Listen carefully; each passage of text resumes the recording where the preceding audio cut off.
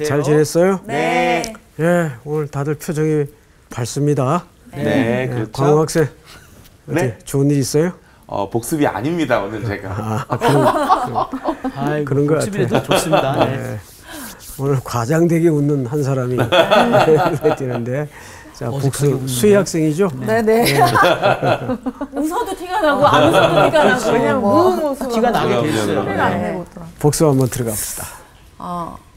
사실 지난주 말씀이 저는 좀 이해하기가 굉장히 어려웠거든요. 그러니까 왜냐하면 그 먼저 된 자가 나중되고 나중된 자가 먼저 된다의 개념이 완전 바뀌는 시간이었는데 그거를 어떻게 내가 이제 적용하고 받아들일지가 조금 힘들게 느껴졌어요. 근데 어쨌든 이 성경 말씀은 포도원에 일할 품꾼들을 주인이 모으는 그 말씀이었는데 품꾼을 한 번에 다 데려오질 않고 새벽 6시에 나와서 데리고 오고 9시, 12시, 3시 마지막으로 오후 5시까지 품꾼들을 데리고 오면서 새벽 6시에 온 품꾼한테 얘기하죠. 오늘 열심히 일하면 한 데나리온을 줄게. 그래서 오케이 해서 왔거든요. 오케이. 그래서 이렇게 열심히 일했는데 나중에 삭스를 줄 때 보니까 5시 마지막에 온 사람한테 한 데나리온을 주는 거예요. 그러니까 처음에 6시에 온 사람이 그럼 나는 더 많이 받아야 되지 않나? 더 많이 일했는데 했는데 결국 같이 받게 되면서 불만을 갖게 되는 얘기인데 이 마태복음 20장 시작하기 전 19절 마지막 절과 저희가 지난주에 했던 본문에서 마지막 절 16절에도 똑같은 본문이 나오거든요. 그렇죠. 먼저 된 자가 나중되고. 그래서 이거를 이제 선생님께서 풀어주실 때는 예수님이 인간의 몸으로 오셔가지고 십자가의 죽으심으로. 네, 십자가에 죽으셨는데 정말 우리가 자격이 없는 우리를 위해서 십자가에 죽으심으로 인해서 우리가 이제 영생으로 들어갈 수 있는 먼저 된 자와 같은 자격을 얻을 수 있게 해주시기 위해서 예수님이 나중된 자와 같은 우리의 모습으로 오셨다. 맞아요. 그러므로 해서 우리가 먼저 된 자가 됨으로써 여기에 있는 품꾼들이 받은 품삯이 영생이구나 이렇게 느껴지는 거예요. 영생을 받았는데 먼저 믿은 사람들이 감사함을 모르고 그 은혜를 못 느끼고 있으니까 나중에 온 사람들 믿는 사람들 보면서 지적하고 정죄하고 이런 일들이 저는 이렇게 생각이 나더라고요. 그러면서 그 탕자 이야기에서 탕자 형 다 누리고 있고 은혜를 받고 있는데 돌아왔을 때 내 동생이지만 인정하지 못하는 그 모습이 이 품꾼들의 모습과 같구나 해서 결국은 우리가 자격 없는데 먼저 된 자와 같이 만들어주신 그 은혜를 잊고 사는 것에 대한 생각으로 저는 이제 받아들였고요. 그러면서 그렇게 하셨던 게 여기서 보면은 내가 상당하게 너에게 품삯을 주겠다라고 하는 게 뭐 돈을 많이 주겠다, 어마어마한 것을 주겠다라는 개념이 아니라 우리를 보시는 하나님의 마음이 정말 긍휼하면서 나왔구나. 그럼 우리가 우리 주변의 사람 볼 때도 그런 마음으로 볼 수 있어야 되겠구나 이렇게 느낀 시간이었습니다. 그럼 뭐 더 이상 어떻게 설명해요? 너무 어려웠어요. 네, 네. 어려웠어, 그 맞아. 이해를 다 정확히 하고 있네요. 맞아요. 더 이상 어떻게 설명을 해요? 그래도 좀 설명을 더 해주시면. 아니 나는 완전 다 이해됐어. 덧붙일 게 없어. 네. 네, 제일 너무 잘했어. 이제 사실 지난 시간에 저도 강의를 하면서 좀 이걸 어떻게 전달을 해야 되나 어려웠는데 여기 나중된 자는 5시에 온 사람 아니에요? 네. 오후. 예? 근데 이 사람이 먼저 된 자처럼 됐어요. 네. 그러니까 새벽 6시에 온. 6시에 온 사람하고 삭스를 똑같이 받았어요. 목숨값을. 하루 삶의 값이죠. 네. 근데 어떻게 이런 은혜를 누리게 됐는가 그 말이에요.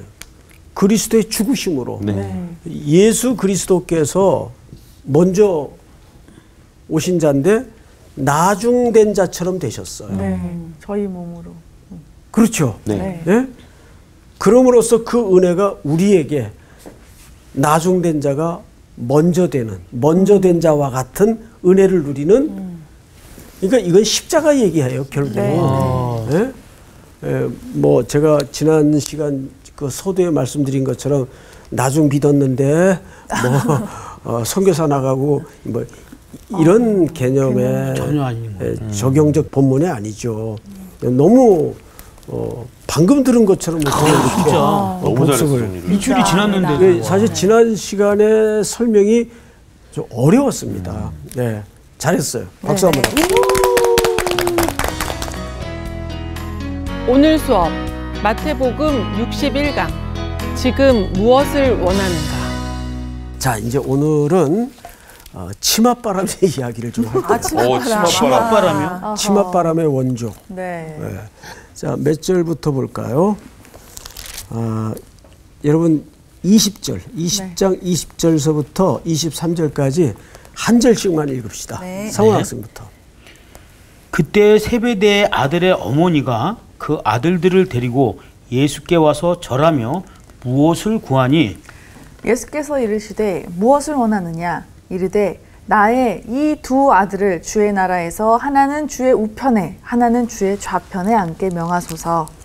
예수께서 대답하여 이르시되 너희는 너희가 구하는 것을 알지 못하는도다. 내가 마시려는 잔을 너희가 마실 수 있느냐? 그들이 말하되 할 수 있나이다.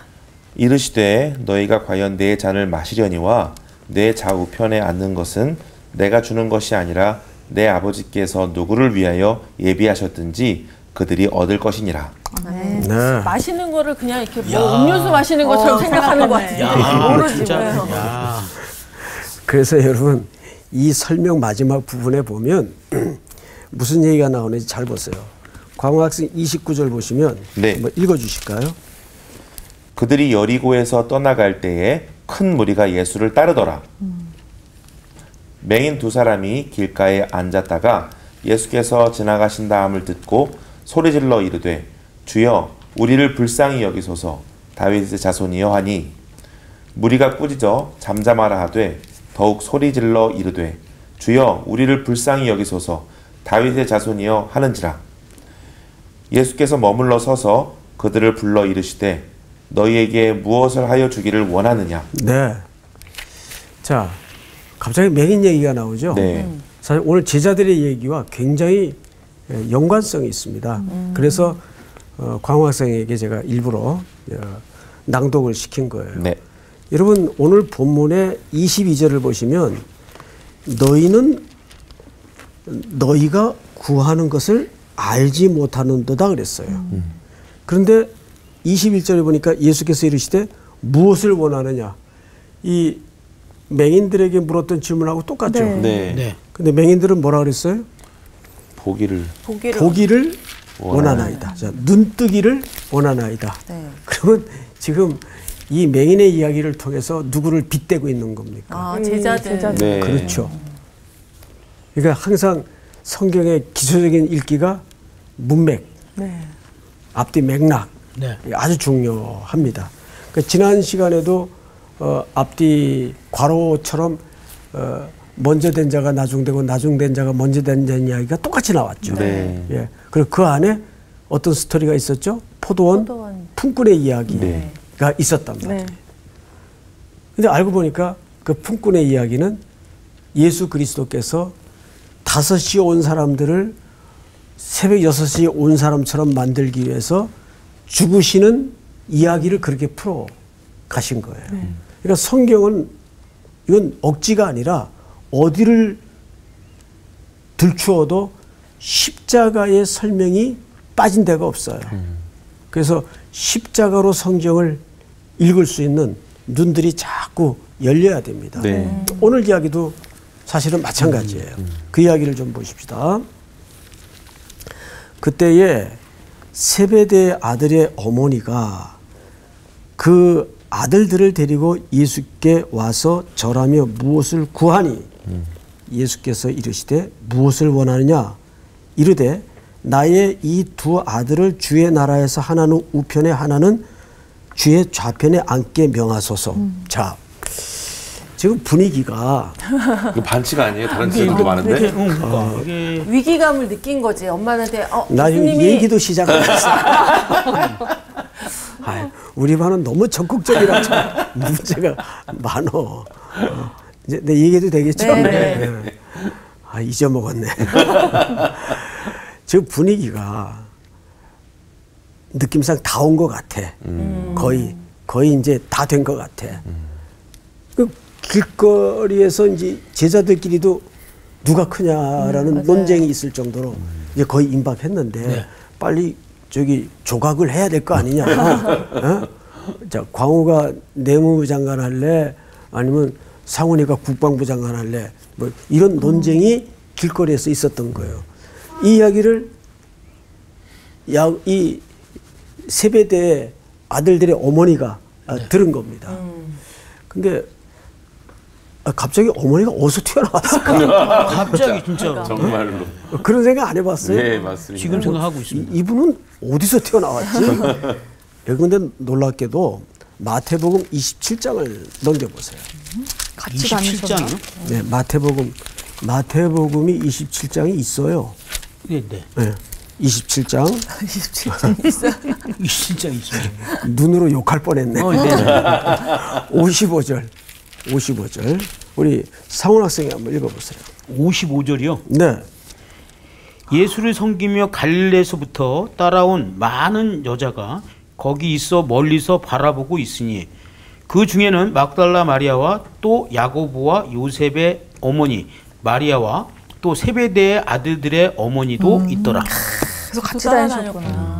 그렇죠. 이게 무슨 얘기냐 하면 이 세베대 아들들의 어머니도 제자들의 행렬에 같이. 포함되어 있었어요. 오, 예. 그러니까 그 맥락을 지금 분위기상 알겠어요? 모르겠어요? 알죠. 알죠. 야, 이러다가 우리 아들들 이거 뒤처지는 거 아니야? 예? 근데 왜 어머니일까요? 또 하필 두 번째는. 어머니는 여자죠. 네. 이것도 여러분들이 그 유대인들의 관습을 좀 이해를 해야 돼요. 아, 그래요? 여자는 유대 사회에서 약자죠. 네. 네, 네. 그 뭐 오늘도 마찬가지예요, 그거는. 그래서 뭔가 어려운 청이나 어려운 부탁을 할 때는 여자들이 앞에 세워지면 쉽게 이루어진다는 통념을 갖고 있었어요. 자, 그 대표적인 사례가 뭔지 아세요? 구약으로 넘어가면 시간 관계상 찾지는 않겠는데 지금 다윗이 늙어 누워 있어요. 병이 들어서. 그건 당장 나라에 뭐가 문제가 될까요? 다음 대권을 누가 잡느냐. 네. 다윗은 대표적인 아들이 솔로몬인데 솔로몬은 장자가 아니에요. 네. 그 형들이 많단 말이에요. 네, 네. 그러니까 왕자의 난이라고 할 만큼 각축전이 일어났어요. 이때 누가 치고 나갑니까? 압살롬. 밧세바. 압살롬이 아니에요. 바세바? 밧세바는 누구 엄마예요? 솔로몬은 그렇죠. 솔로몬의 친엄마예요. 네, 네, 네. 예. 밧세바가 치고 나갑니다. 그래서 다윗의 침실에 들어가서 빨리 확정을 해 주십시오. 그래서 솔로몬이 왕위에 앉게 돼요. 아, 그래요? 그럼요. 뭘 처음 읽은 것처럼 그래요. 그런 식으로 해야 또. 열왕기상 1장을 한번 쭉 읽어보세요. 그 대목에 나옵니다. 그러니까 그런 엄중한 일도 여인이 나서서 청을 해요. 그러니까 이게 히브리인들의 하나의 풍습이에요. 관례예요. 그러니까 여기서 어머니가 야 이러다 우리 아들들 뒤처지겠다 해서 예수님에게 나간 거예요. 이미 제자들의 행렬에는 있었어요. 네. 그러니까 네. 맥락과 분위기를 다 아는 거죠. 그 청을 합니다. 그러니까 예수님이 이렇게 물어요. 21절 예수께서 이르시되 무엇을 원하느냐 이르되 나의 이 두 아들을 주의 나라에서 하나는 주의 우편에 하나는 주의 좌편에 앉게 명하소서. 빨리 이 자리를 좀 확정을 해 주십시오. 이렇게 되는 거예요. 엄마의 마음이다. 참 씁쓸하죠. 그러니까 지금까지 따라다녀 놓고도 주님 가시는 길의 의도와 목적에 대해서 알고 있다는 얘기에 몰라요. 그런 몸을 거죠. 예. 예, 보고도 모르는 사람을 뭐라 그러죠? 맹인. 그건 맹인. 맹인이라고 그래요. 그래서 마지막 부분에 맹인의 스토리가 그래서 네. 붙어 있는 거예요. 지금 이 제자들은 자기들이 가는 길이 뭔지도 모르고 따라가요. 이게 참 답답했겠죠. 그 제자들의 그 별명을 붙이자면 고구마들. 답답이. 가슴이 미어지게 하는. 아이고. 예? 예. 우리가 웃을 일이 아니죠. 아, 예? 그렇죠. 우린 얼마나 더 하겠습니까? 예, 예. 밤고구마. 호박고구마? 오른 고구마는 소화가 잘 돼. 우리도 몰라요. 그만해. 방고구마 너무 웃긴다 진짜. 방고구마라도 참 감사하지. 예. 그러니까 예수님과 동고동락 했는데도 이 모양이니 예, 얼마나 예수님이 답답했겠어요. 자, 그런데 조금 더 나가 보십시다.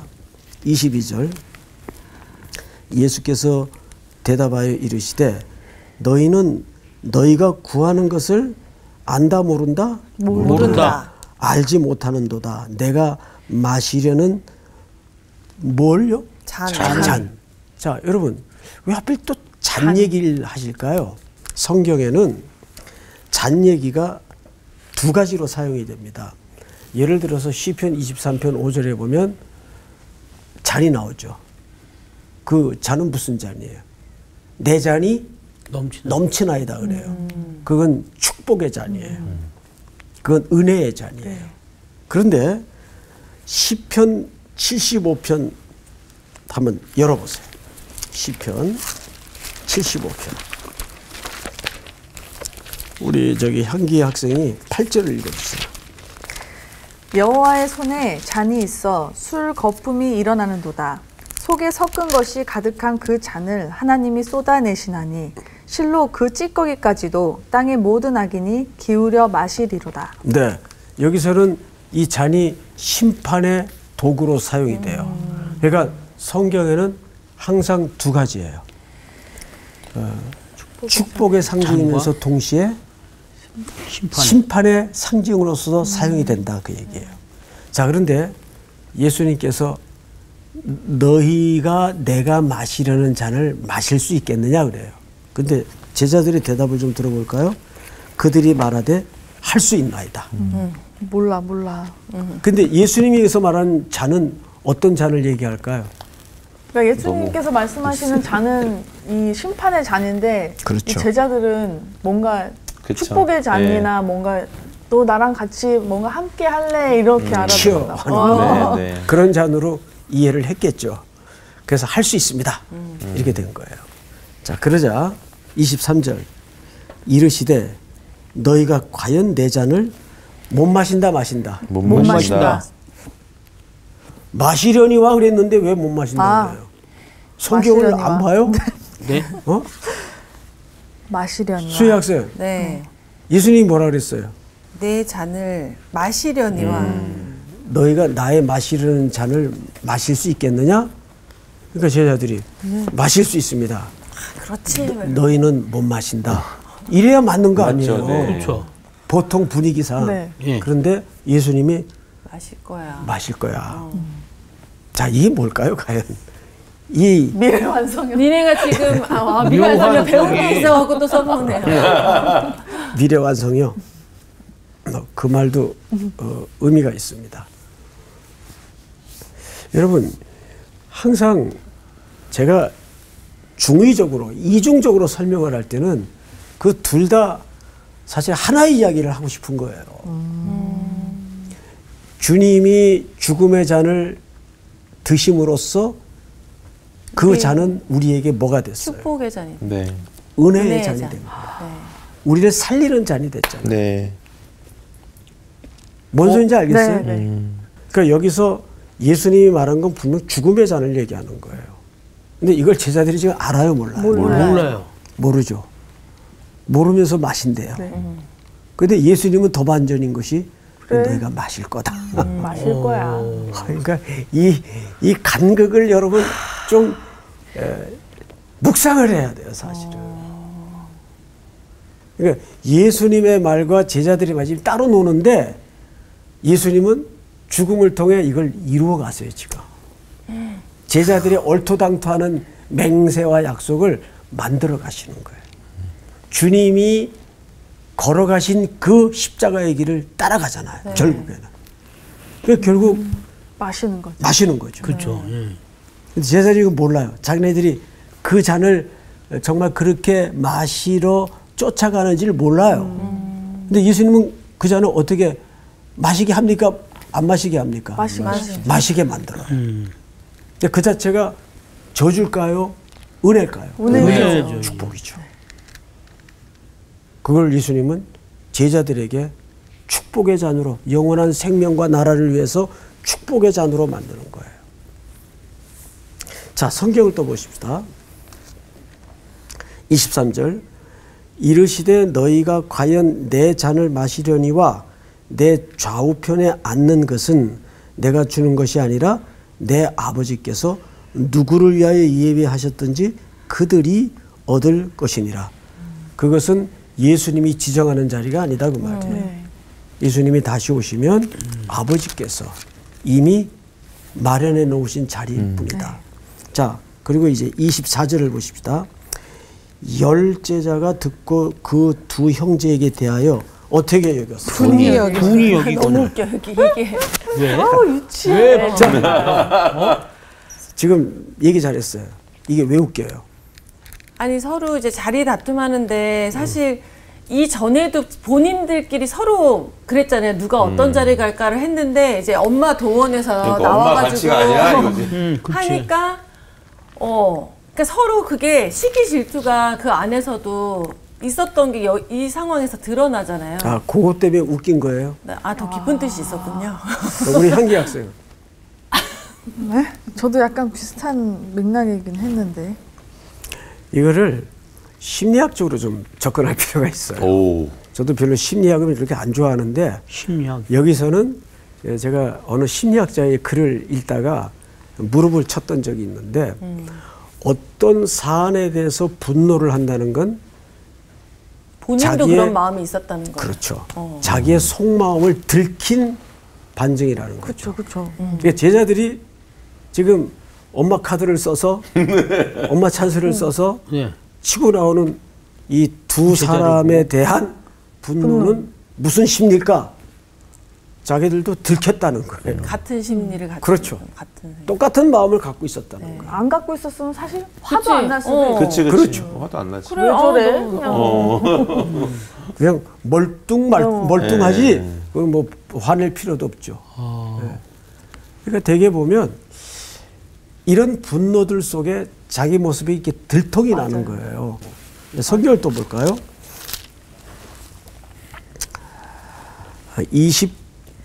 25절입니다. 예수께서 제자들을 불러다가 이르시되 이방인의 집권자들이 그들을 임의로 주관하고 그 고관들이 그들에게 권세를 부리는 줄 너희가 알거니와 이렇게 돼 있어요. 여러분, 이 시대가 어느 제국 시대입니까? 로마. 그렇죠. 여기 권력자들이 등장을 하죠. 네. 근데 그들이 어떻게 주관한대요? 임의로 주고.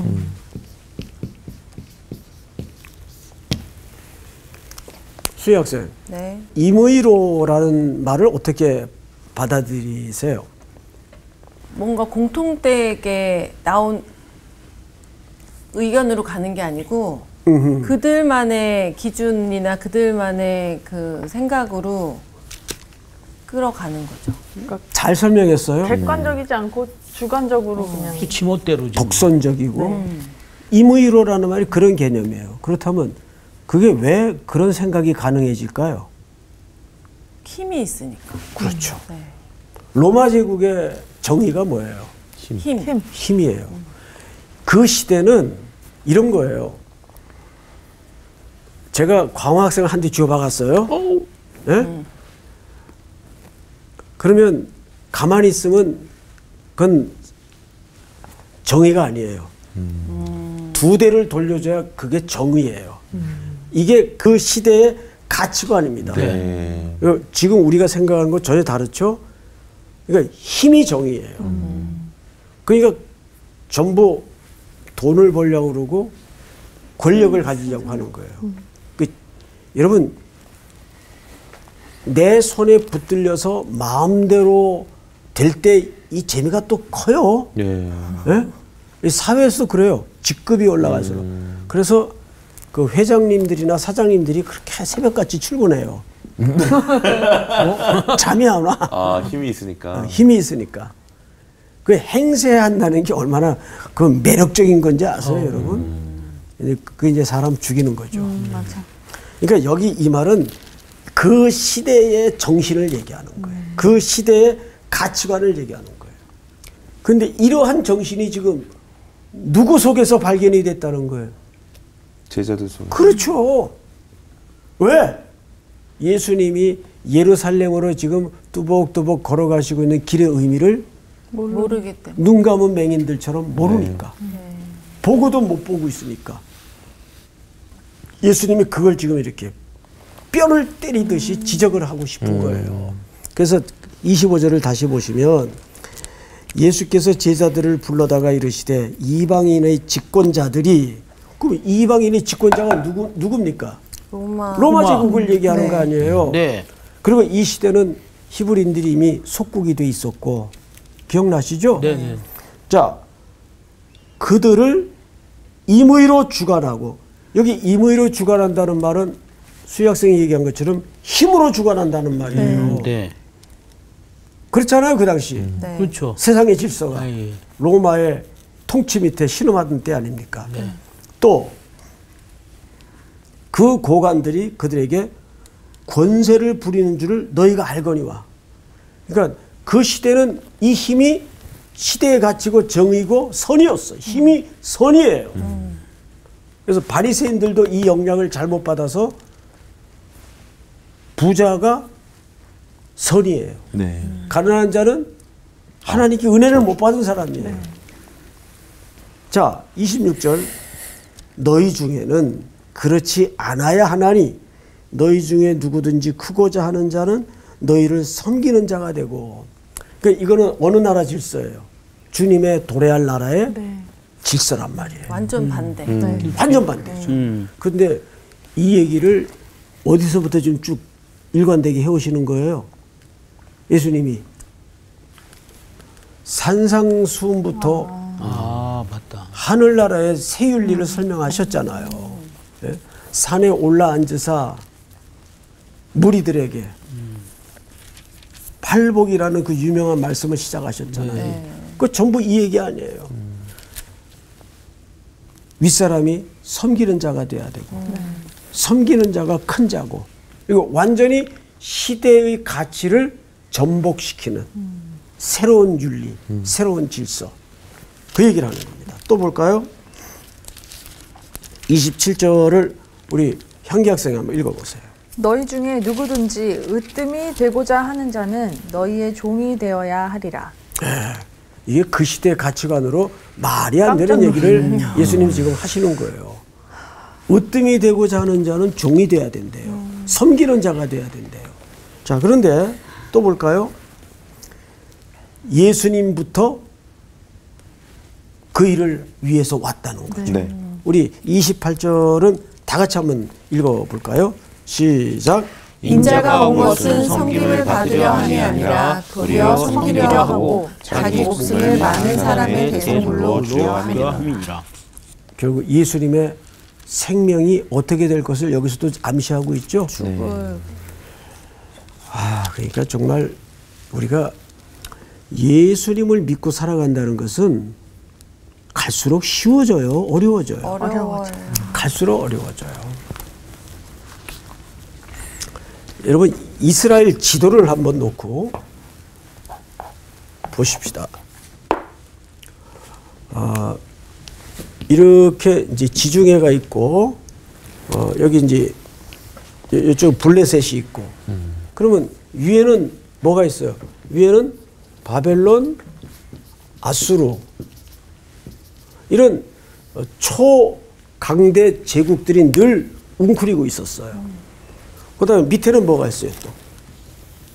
애굽이 있죠. 그러면 지정학적으로 이 강원도 크기밖에 안 되는 이 팔레스타인 땅은 열강 사이에 틈바구니 끼어가지고 이 사람들이 여기 침공할 때는 일로 통과를 해야 돼요. 이 사람들이 또 여기 침공할 때는 일로 통과해야 돼요. 그러니까 운명적으로 팔레스타인 땅은 열강의 각축장이 되었어요. 그냥 전쟁의 소모품 내지는 전쟁의 통행로 구실밖에 안 되는 거예요. 그러니까 항상 이 팔레스타인 땅은 무엇 사이에 끼어 있을까요? 이 가운데에서도 열강을 의지하느냐 하나님을 의지하느냐를 선택해야 하는 현실 앞에 늘 내몰리는 거예요. 그러니까 여기에서 또 그나마 나라가 갈라졌어요. 유다, 이스라엘. 북이스라엘. 북이스라엘은 망했죠. 네. 아수르에게 망해요. 왜 망했는지 아세요? 신명기 율법을 지키지 않음으로써, 그러니까 하나님을 현실적으로 의지하지 않음으로써 망합니다. 그러니까 유다는 또 애굽을 의지해요. 결국은 망해요. 바벨론에 소멸되고 말죠. 그러면 이 이스라엘은 남유다든 북이스라엘이든 항상 긴 역사 속에서 열강을 의지할래 하나님을 의지할래 네. 이 선택 앞에 늘 내몰리는 거예요. 그러니까 우리가 그리스도의 제자로 성도로 이 땅에 살아간다는 것은 매일매일 이 기로에 서서 선택을 요구받고 있어요. 그러니까 신앙생활이라는 건 그런 면에서 갈수록 어려워지는 게 당연한 거고 어려워지는 게 이상한 게 아니에요. 네. 그러니까 이 제자들이 그 가는 길에 대해서조차 의미를 모르니까 그 다음에 이런 얘기가 등장을 하죠. 예수님은 대속물로 주려 함이니라로 끝이 나는데 그들이 여리고에서 떠나 갈 때에 큰 무리가 예수를 따르더라.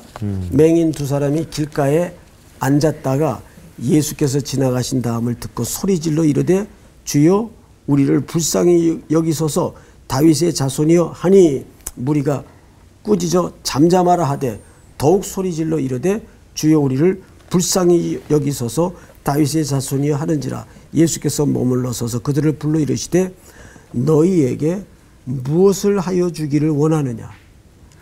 자, 만약에 이 맹인에게 무엇을 하여 주기를 원하느냐 그랬을 때 평생 굶지 않도록 먹을 걸 주십시오. 몸을 집을 주십시오. 이 땅에 현세적인 것을 구했다면 이야기는 의미가 없어지는 거죠. 그런데 맹인은 정확하게 본질을 요구했어요. 보기를 원합니다. 이건 사실 누구를 빗대어 고발하는 내용이죠? 제자들입니다. 주님과 같이 가는 길의 의미를 전혀 맹인들처럼 보지 못하는 제자들. 이렇게 성경은 20장을 마감하고 있는 거예요.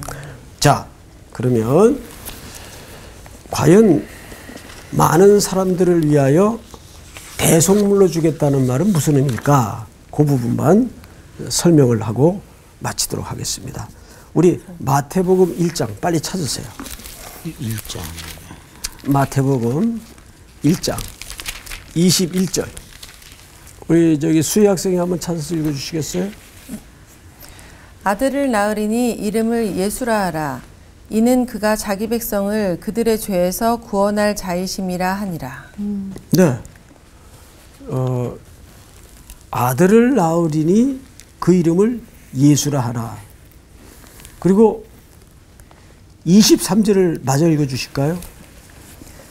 보라 처녀가 잉태하여 아들을 낳을 것이요 그의 이름은 임마누엘이라 하리라. 자, 임마누엘이라는 말은 함께 하시겠다는 뜻이거든요. 우리와 함께 하시겠다. 그런데 마태복음 마지막 장은 뭘로 끝나요? 마지막 장은 내가 너희와 함께 하리라. 그렇죠. 그러니까 놀랍게도 마태복음은 시작을 임마누엘로 시작해서 마치는 걸 임마누엘로 끝나요. 함께하겠다는 말이 임마누엘이거든요. 네. 그러니까 우리가 예수님의 가는 길의 의미를 지금은 모르지만 결국 그 길 속에 주님이 여전히 오늘도 그 깜깜이들 속에 동행하고 계세요? 안 계세요? 동행하고 계십니다. 동행하고 계세요. 네. 그러면 왜 그렇게 깜깜이들을 포기하지 않으시고 동행하실까요? 긍휼함. 물론 그것이 가장 중요한 기초이긴 하지만 새로운 나라를 이루시기 위해서입니다. 네. 새로운 공동체, 새로운 나라. 마태복음은 전부 그 얘기예요. 그러니까 마태가 바라본 세 가지 관점은 뭐냐면 임마누엘의 하나님. 왜 우리와 함께 하시는가? 새로운 나라를 이루시기 위해서. 근데 거기에 부름받은 제자들이 하나같이 답답이들이에요. 그런데도 우리에게 여전히 희망이 있는 것은 아까 미래 완료형이라고 설명을 하셨지만 그런 거죠. 네. 우리를 그렇게 함께 하셔서 여전히 만들어 가시고 계시는 주님의 사랑이 거기에 약속되어 있는 겁니다. 그러니까 놀라운 얘기죠. 그러니까 제가 가만히 이렇게 말씀을 이제 여러분들과 함께 하다 보면 분명한 건 뭐냐면 우리는 늘 언제나 연약해요. 네. 실수투성이에요. 뭐 수업 시간에 잘 안 들리기도 하고 또 졸기도 하고 그래요. 왜 찔려요? 네. 많이 찔려요. 그런데 걱정하지 마세요. 하나님의 부르심에는 후회가 있다 없다. 없다. 후회가 없으세요. 아유 내가 이걸 괜히 불렀다. 이런 거 없어요. 부모들은 화가 나면 그럽디다. 이걸 괜히 났다고. 근데 화가 나서 그러시겠죠. 그렇지만 하나님의 부르심에는 후회가 없으세요. 네. 놀라운 일 아니에요? 네. 우리가 얼마나 후회덩어리예요. 맞아요. 사실 놓고 보면. 그런데도 하나님은 후회하심이 없으세요. 왜? 그 자녀를 다듬고 만들어가기 위해서 확실하게 보증을 스스로 세우셨죠. 십자가에 아들을 보증으로 세우셨어요. 그러니까 그 보증금 지불하는 거 보고 이게 중간에 취소될 수도 있다 없다를 알 수 있잖아요. 네. 근데 완전히 완불하시더라고요. 그게 십자가에 예수님이 마지막 하신 말씀처럼 다 지불되었다. 테텔로에 있어. 다 이루었다 그 뜻이에요. 여러분들은 다 지불된 존재예요. 근데 그거 포기하겠어요? 예? 광호 학생. 네. 포기가 안 되는 거죠. 하나님이. 그 사랑에 우리가 지금 걸려든 거예요. 네. 갑자기 옛날 그 끝까지 사랑하신다는 그 말씀이 확 생각이 나요. 진짜. 네. 네. 어디에 있는 말씀이었죠? 우리를 요한복음 사랑하실 13장. 네. 거기서 제자들의 발을 씻기면서 자기 사람들을 사랑하시되 끝까지 끝까지 사랑하시니라. 그 말, 그 세족식은 겸손을 가르치기 위해서 한 예식이 아니죠. 그 세족식은 이제 말을 하니까 제가 마저 설명을 드리자면 이제 새로운 공동체와 새로운 가족이 되었다는 하나의 예식이에요. 네. 그건 스승님이 그냥 겸손을 가르치기 위해서 그렇죠. 허리에 수건을 두르고 발을 씻겼다는 그런 의미가 아니에요. 유대인의 풍습 속에서 이해를 하면 이제 너는 내 가족이다. 그러니까 우리를 가족으로 부르시는 거예요. 전쟁 같은 사람. 수업 여기서 마쳐야 될 것 같아요.